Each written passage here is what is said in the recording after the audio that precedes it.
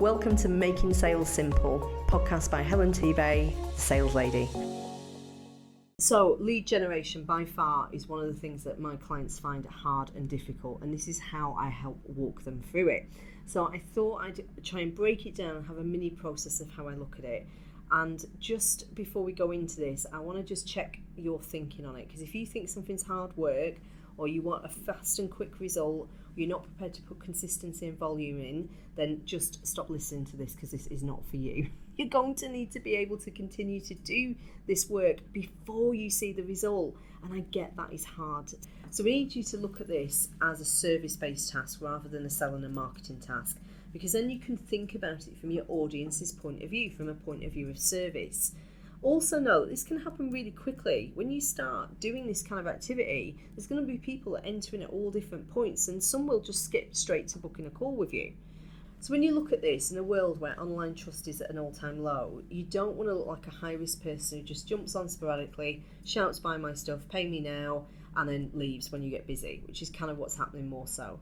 And an example of that will be connect with someone, chit-chat about where you went to school, or that you both breathe air, and then the sales pitch comes. So why are we doing this? Well, of course we want more sales, but it's not sales at all costs. Why do you want sales other than to make money? Why did you start your business? Why does it exist other than to make money? And this is where your personal brand and trust equates to making more sales. Because people need to know that you are a trustworthy person that can solve the problem that they've got. And when they land into your world, that's what they're going to get. You need to know their problem and situation better than they do. Talk about it more, give shitloads of value, and build yourself as the expert in that area within your corner of the world. Giving without holding anything back. You cannot give too much value ever to the people who have the problem. They cannot wait to hear what you have next. Then they'll move forward towards, I wonder if she can help. Maybe I hang out here more. And you don't hold any of that process back. And then they will be willing to book a call with you to take that step further. So let's have a look at a simple process. First of all, are you looking at getting new people into your world or converting interest from your existing audience? So first of all, new people. This is actually really easy. It requires you to go out. It's proactive. You cannot be passive. It's having more conversations with as many people as possible. Conversations with new people when you go networking, when you have introductions, when you into new audiences, face to face. In person is the fastest way to do this. It builds trust massively.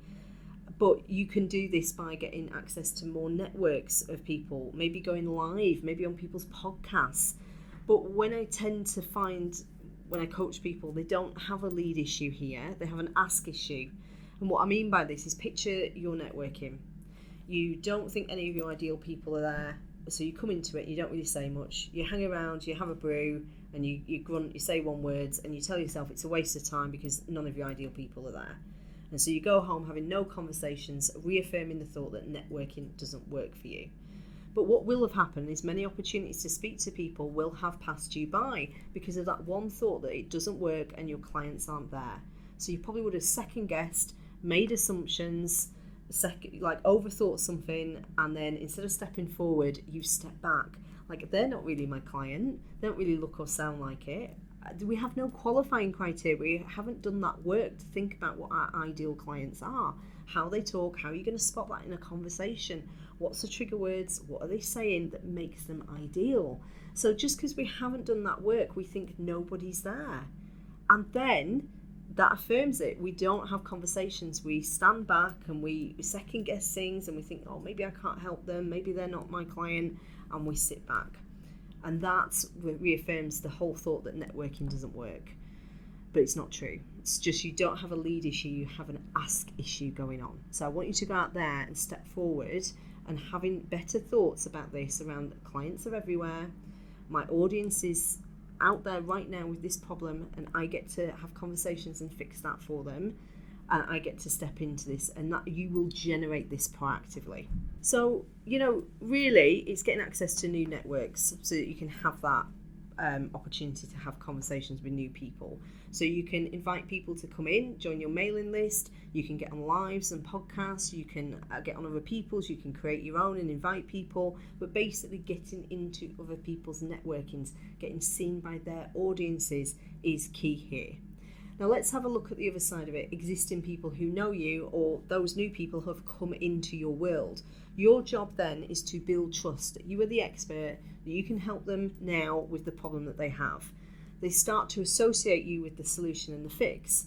So I would start asking yourself, what are the top 3 questions that they are asking themselves now? Why have they found you? What is it they're searching for the answers for? Go and check. Can they find that value on your socials or your email list? How will you provide that value? And you can get really creative with all the things you can offer here. Do not hold back with this. Invite them to consume more of your content. Maybe that's a follow or ringing your bell. There's toolkits, there's videos, tutorials, how-tos, ebooks, courses, mini programs and challenges that you can start getting them involved in. Maybe you do a little value call and you help them with, like, just for 20 minutes, the top thing that, they've got going on, and you're not going to fix the whole problem, but you're going to give them one step of relief. Maybe it's some teachings like masterclasses or webinars if you enjoy that kind of thing.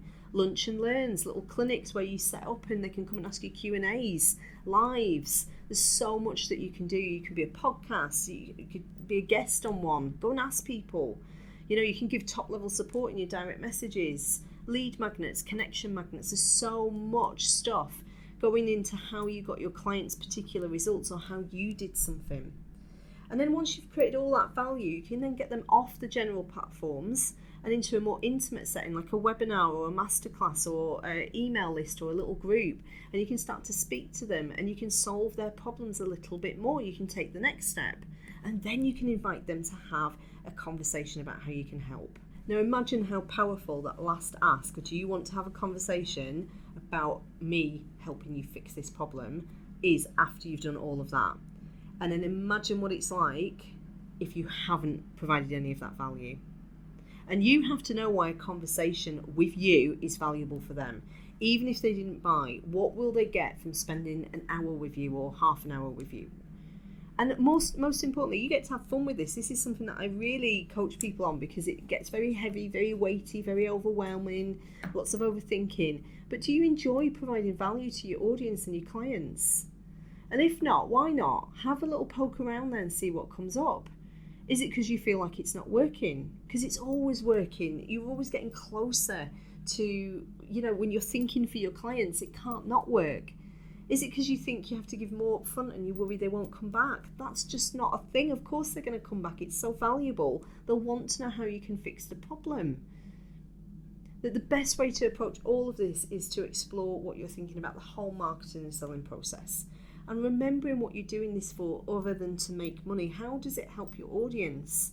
So I'm going to make that super easy for you. Let's make it simple and customer focused, because when it's for the customer and it's not all about you, it's less weighty and less thinking on it.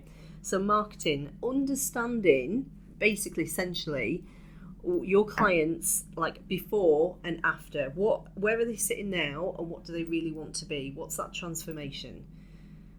Speaking and writing in your client's language, so there's no jargon. We're not trying to market it up. We're not trying to sound professional. We're not trying to sound like everybody else. That's why your message gets lost. That's why they don't know it's for them. That's why they're not booking calls. How to compel your clients to take action through what you say. And that's with the stuff we've just said. Now look at your recent calls, either client calls or sales calls. Look at something like Fathom if you've got a note taker, if you record them, Calendly. All the conversations, you've got access to so much. What did they say they wanted help with? That'll make really good posts, really good content. That's going to help your audience when they just land in there because it's all thoughts that they've got. So this is genius stuff. You already sat on so much stuff that you can use. And if your content is really relatable, then they're more likely to hang around and spend more time in your world. It means that they get more proximity to you. They can engage with different things. Maybe you've got masterclasses, maybe you've got things that they can download and get involved in, and it takes them closer to making a decision to buy. Some people will just see that stuff, one thing, and go on and buy. And this brings me on to selling. Well, this is all about creating certainty that you can deliver the results you promise. So you can talk about that, you can showcase that in testimonials, you can explain how it works. You can look at how to have an effective sales call, how to get the right information out of your prospect and make an ask, how to close people on calls, getting them to decisions, delivering results in line with all of your clients' expectations. But you can bridge that by taking some of that and talking about it. This is why a call with me is amazing. This is who it's for. This is what we get. This is how I'm able to take people from A to B. Here's the 3 to 4 areas that we work on, or here's the skill sets that we talk about. And when we do that, you get a result. Are you talking about this in your content? Because then when you make an ask, people look at you and they are calibrating against whether you look like the expert that can fix their problem. So these are all like really cheeky little areas that we miss talking about.